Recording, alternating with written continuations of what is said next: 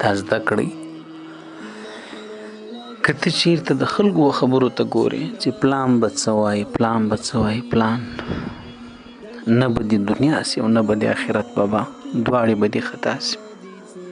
ځکه که ټوله دنیا ته راضي کړې او الله درنه خفه بیا هم ناکامه بیا دې مختور دی. او که ټوله دنیا درنه خفه خو ته د الله و خوشي و ناخوشي ته وګورې، ته خپل ضرورت ته وګورې، ته د خپل زړه و خوشي ته وګورې و خپل حاجت ته وګورې، دنیا به دې سموي، الله به م راضي کړي او دی وخت به وخت راسي چې خلک به پر دې ستا دغه ضرورت خبره تا عمر پر تیر کړي هغه ته دې کتلي چې خلک به دې صفت هم کوي او خلک به دې خبره هم اوري او خلک به دې هوښیار هم ګڼي. دا پرېږدي چې خلک څه وایي، خپل کار کوه بابا، خپل ضرورت و حاجت ته ګوره. دا ترک و دنیا څه وایي او پلانۍ به راپسې خاندي، ښه دې په کړس کړس وخاندي، خو ته خپل ضرورت ته ګوره او خپله لاره وړه پر مخ باندې. دا مې زده کړئ ورونو چې تل خبره کوئ رښتونې، همیشه صفا خبره، مخامخ داسې خبره کوئ چې د هغو هر څه معلوم وي. ګډې وډې مه وایاست، په شله خبره مه کوئ، غیبت مه کوئ، دروغ مه وایاست، خبره مه الټه کوئ، صفا رښتیا خبره کوئ. وی تر دغسې سل ناامیدۍ او در امید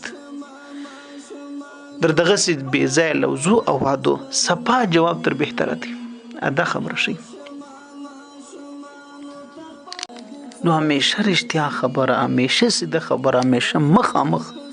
خبره، صفا خبره. دا چې ته کوې کم خلک چې پوهېږي او دوستي در سره کوي، قرابت در سره کوي، هغه به پوه سي او هغه به ستا د وخت دوستان جوړ سي. کم خلک چې د خواهی شیطانان نه وي، دوکه بازان نه وي،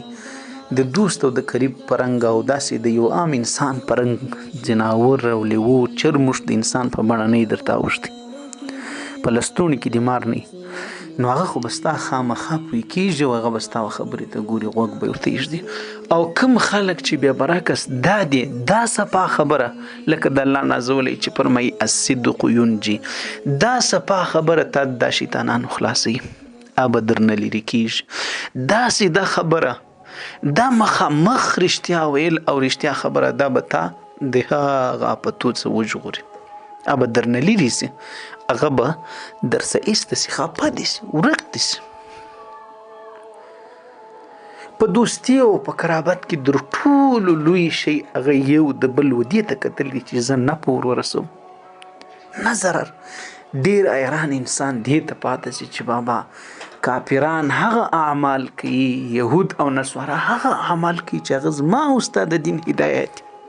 په ما او تا دینداره باندې یا ایها الذین آمنوا ادخلوا فی السلم کافه. څه توره تیاره راغوړېدلې ده چې د پردوی په دغه پسې مې منګولې راټینګې کړي دي، په رسمو او رواجو پسې خپل ښې خبرې رانه پاتې دي، واجب او غیر واجب، مستحب او سنت تا کارونه رانه پاتې دي. درېیمه خبره دا ده، کم خلک چې ستا غیبت کوي، په تا پسې په شله خبرې کوي، عزت دې تروتوي، ته هغونه بلکل مه خفه کېږه. ولې؟ له دې وجې چې هغه پوهېږي چې دی له موږ نه بالا دی، نو څوک چې د چا نه بالا سي بیا وایي تربور دي بیا د مور په نوم یادوي، نو ځکه در پسې په شله خبرې کوي. هغه په دې پوه دي چې ستا و کردار ته ځان نسي رسولی، اته نه کمزوري دي، ته پې غښتلی، هغه په دې ستا په بدو بیانولو کې ستا د ښو اقرار کوي، د خپلې نیمګړتیا، د خپل پاتې کېدو، د خپلې بېچارهګۍ، د خپل ټمبل کېدو، د دې هر څه اظهار کوي. بلکل ته مه خفه کېږه او نیکۍ لم پکې در بخښي. او څلورمه خبره،